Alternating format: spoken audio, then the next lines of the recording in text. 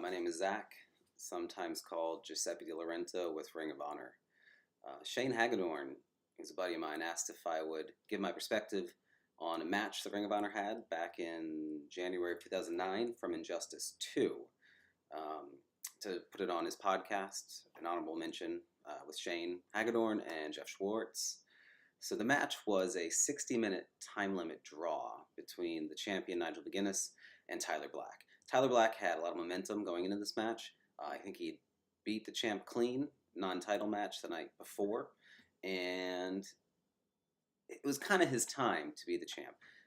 Nigel was an incredible champion, but he had been the champ for a long time, well over a year, and I sat at ringside for every single one of his title defenses, and the guy, his body was worn down, and he was hurting, but he really pushed through, and he really carried that title and made it mean something. But personally, he needed a rest, and I thought personally in this match, maybe Tyler Black was going to become the new champion, and the crowd, more importantly, thought that Tyler Black was going to become the new champion. We were in Edison, New Jersey, which had kind of been a dwindling market. We burnt that crowd out a little bit, and it was a smaller number attendance show, but they were super, super into this match. They were super into seeing Tyler Black being the new Ring of Honor world champion. Tyler was the good guy. Nigel was playing a bad guy, a heel, and so there's a lot of stopping and stalling in this match, a lot of shenanigans, and just a lot of slow momentum, and the crowd was getting more and more and more and more into it. At a certain point, a bunch of guys did run-ins and got on the microphone. There was brawling, and the crowd thought that they were going to get screwed, and the match was going to be thrown out. However, Bobby Cruz comes on the mic and announces that, yes, in fact, the match will continue. So now the crowd is really feeling it. They think for sure Nigel is going to drop that belt to Tyler Black. And these guys just beat the hell out of each other, and they were really selling it. They were really selling so much to the point that it almost felt like, from my perspective, because I was so in tune with the wrestlers of Ring of Honor and how they wrestle, and if they do this, then maybe this next sequence is going to come through. Because again, I'd sat at ringside. My table was right flush with the ring, and I had seen so many of these matches, and at a certain point, I didn't think that there was much more that Nigel McGuinness and Tyler Black could do in this match. Nigel had hit the huge lariat.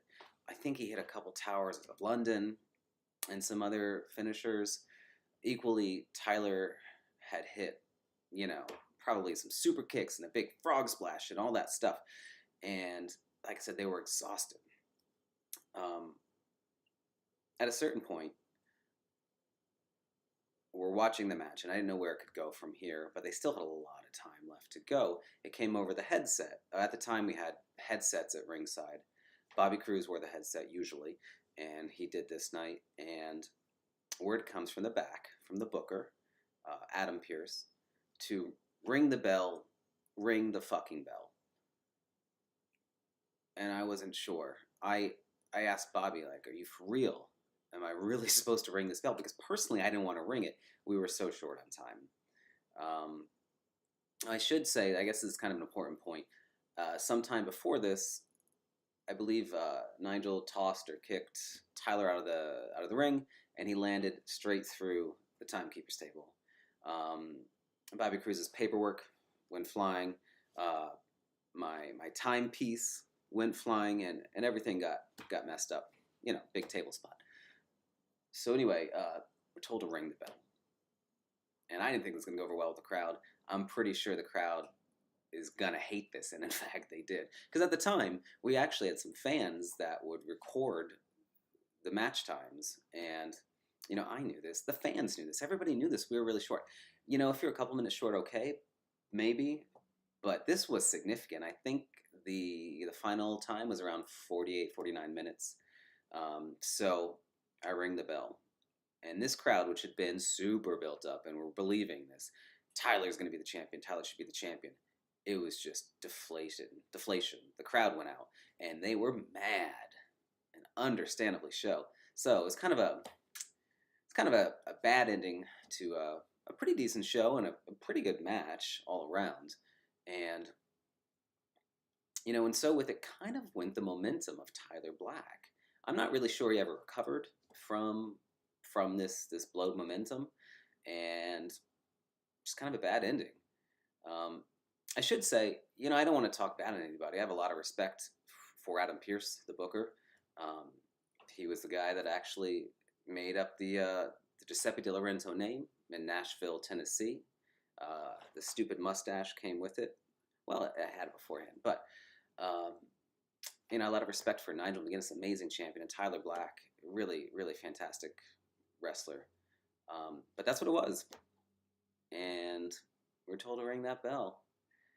I think eventually it got wrapped up in that a storyline got wrapped up that during that table spot, Giuseppe Di Lorento's timepiece was, upset, and the time was off, and it was the ringside timekeeper's error.